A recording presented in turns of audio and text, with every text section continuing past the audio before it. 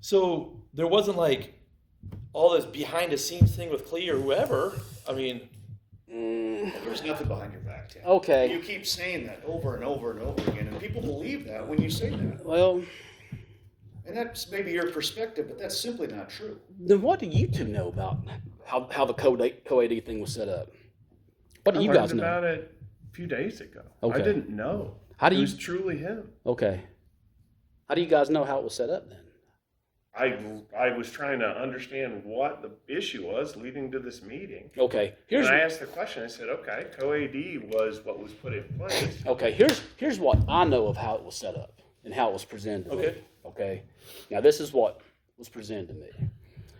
After the email was sent to you guys, and after Clee sent his rebuttal, and then after we had our board meeting, and you assigned him to go ahead and meet with us, and then I invited him to our January Parent Pride meeting to go ahead and say, hey, just so you know that I'm not a quack, and it's not coming from me, I want you to come meet with the Parent Pride, and I was expecting Clee to be there and everybody else to be there, so therefore we all sit together and hash this thing out. Well, that was when we had those goofy winter storms there, so the only people who were able to attend was Angie Locke, my wife was there, Christine Donacy was there, Devon Lee was there, and Sarah Bailey. There were 4, which was fine because those really were the original parents Pride, yeah. of the Parent Pride that was there. So they had the history of everything that was there, all right? So Luke and his wife attended there, and here's the thing. Here's the thing that puzzles me. Whenever we have meetings and stuff, you guys really highly favor the football and say some really nice things about football during these meetings. When we have board meetings, y'all talk about how the football is a pretty good program, correct? Okay?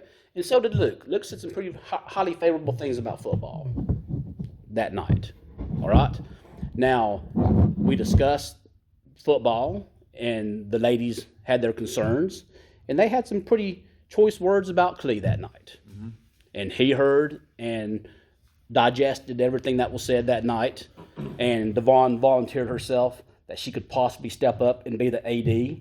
And we sat there with her after they left and was talking about it and discussing it about how she would have to maybe give up some of the things that she does for Parent Pride because it's a lot of things to take on. And I'm telling her it's a lot of things you won't have to do because you have to have all these things to do AD.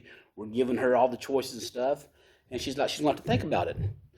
2, maybe 3 weeks go by, I get a phone call from him. All right, he wants to meet on a Sunday. He and I meet on a Sunday. We go meet up up there at Liberty at Panera Bread, and we sit up there and we meet for about a good 3.5 hours, probably discussing things. He's asking me questions about a lot of things.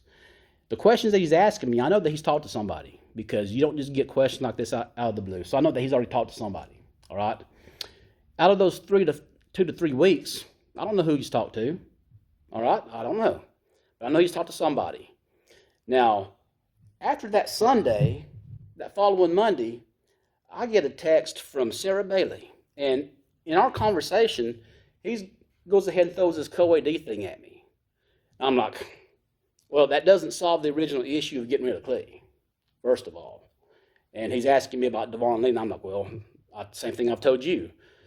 I think she'd make a fine AD, but she has a control issue. She likes to control everything. If she cannot control the whole Parent Pride thing and get her fingers out of that, she'll be okay. I have no problems with her whatsoever. But the whole co-AD thing, I don't know. We're still talking about it, all right? So I'm thinking we're in the pre-planning stages of things. That's what's in my mind. I get a text from Sarah Bailey Monday evening, and she's like, hey, I got a text from Devon.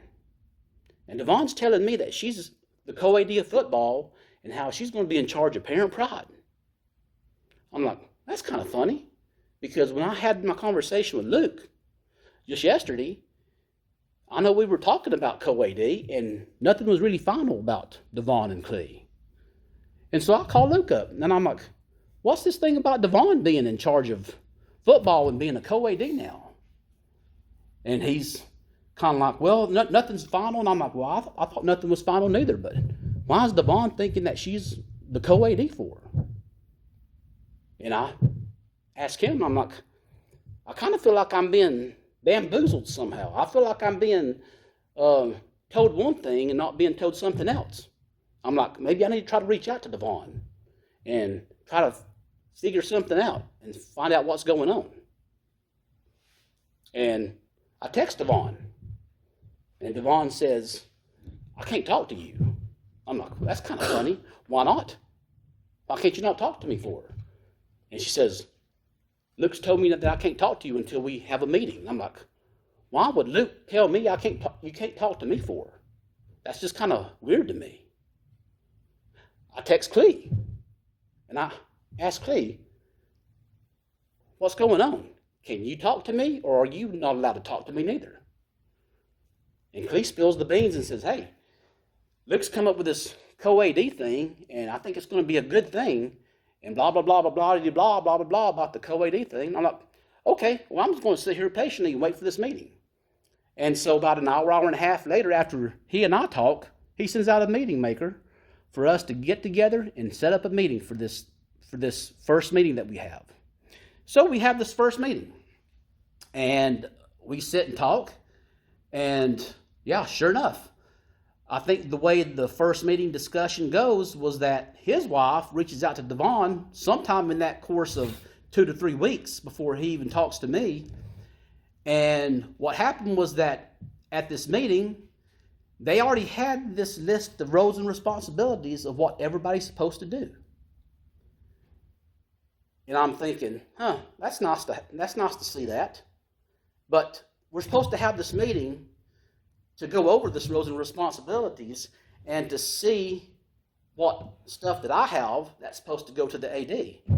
And I'm like, well, you guys already made this up. Who made it up? And they're like, well, Clee and Devon did. I'm like, well, that's kind of funny because maybe it would be nice to, for me to be included in that mix to make this roles and responsibilities up. So why was it fair for you guys to get together and make this up and not include Coach Tim in it for? And, there was kind of shuffling around there, trying to make excuses of not including me for some reason. And I feel like I kind of got left out and kind of got stabbed in the back somehow of how this was made up. Mm-hmm. And that was a fruitless conversation in a mix. Kind of got discussed about how, and from that, again, all the parent pride stuff was totally left out, was under Devon Lee's list of responsibilities. I'm like, I guess you guys disbanded parent pride too, because I don't even see them to be there, and now Devon Lee's automatically in charge of that. So now I understand why Sarah got the text that she did, saying that Devon Lee was in charge of that. So then we planned a second meeting. And the second meeting, I invited the parent pride ladies to come to that meeting. Because since they were in the mix of the discussion for the first one, they should badly attend this one since they were in the mix of conversation. And they came and they voiced their concerns, and that was fruitless also because he pretty much said that this is the plan that they want with the co-AD thing. I'm like, go right ahead, do it, because that's what you want. Go ahead and do it, because there's nothing that we can say that's going to change your mind.